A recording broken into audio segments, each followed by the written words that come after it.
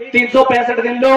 अपने पति की खाट खड़ी करके रखे है, मरता नहीं गिरता नहीं नू नहीं करता फलाना ठिकाना, मेरे माँ बापू ने मुझे मार दी फांस दी, ठीक, ये उनके शब्द होते हैं। लेकिन मैं माताओं बहनों से एक बात पूछना चाह रहा, 364 दिन तो तुम खूब ऐसी की तैसी रखो, 365 दिन करवा चौथ के दिन तुम पतिव्रता बन के उनके उसके नाम का व्रत रखती हो। मेरी माताओं बहनों एक सवाल का जवाब देना,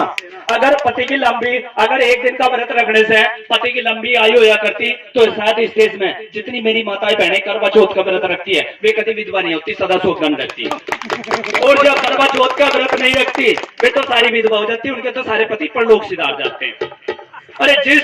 जिस मैं एक बात बता दूं, अब से 3-4 साल पहले एक आसिफा नाम की बच्ची थी, हनुमान जी को सबसे बड़ा ताकतवर बताया गया इस देश के अंदर, सारे 33 करोड़ देवी देवताओं में हनुमान भाई उसने वो उठा लिया था क्या हो पर्वत, ठीक, जब जड़ी बूटी लेने गया था लक्ष्मण के लिए, जब हनुमान जी में इतनी ताकत है, जब उस बच्ची के साथ बलात्कार करा था वहां पे कुछ हरामखोरों ने, तो हनुमान जी की शक्ति भगती थी गई, या वो मुस्लिम थी इस वजह से उसकी रक्षा नहीं करी। अगर वाकई में पत्थरों में ताकत होती, अगर इस देश के अंदर पत्थरों में ताकत होती तो इस देश में से कोरोना वायरस पहला भागता। लेकिन साथियों मैं पूरे सभी माताओं बहनों से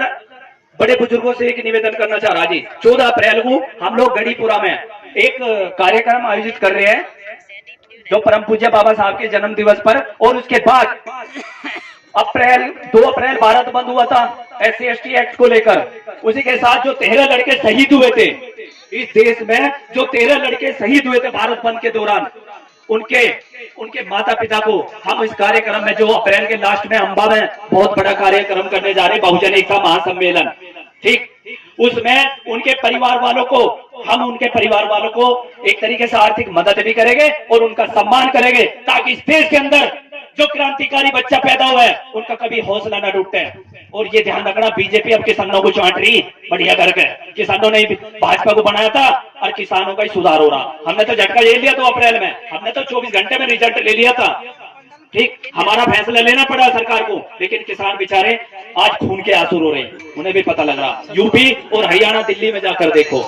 तो हमारा तो ये निवेदन है, इस पाखंडवाद से अगर बचना है तो शिक्षा को आगे बढ़ाओ और इस देश में से नशे को सबसे बचाओ। आज छोटे छोटे बच्चे ड्रग्स, अफीम, डोडा ये चीज पीते हैं। अब हमारे ये बेचारे संत लोग इतने संघर्ष कर रहे हैं अपना घर परिवार छोड़कर, इनकी भी हिम्मत बनो कि आप लोगों को जगाने का काम कर रहे हैं, नशे से बचाने का काम कर रहे हैं। और एक निवेदन और कर रहा जी, जितना पैसा हम जैसे मृत्यु भोजो है ना, खूब दबा का खाना खावा है, अपने घर तो मिलता ही नहीं था मैं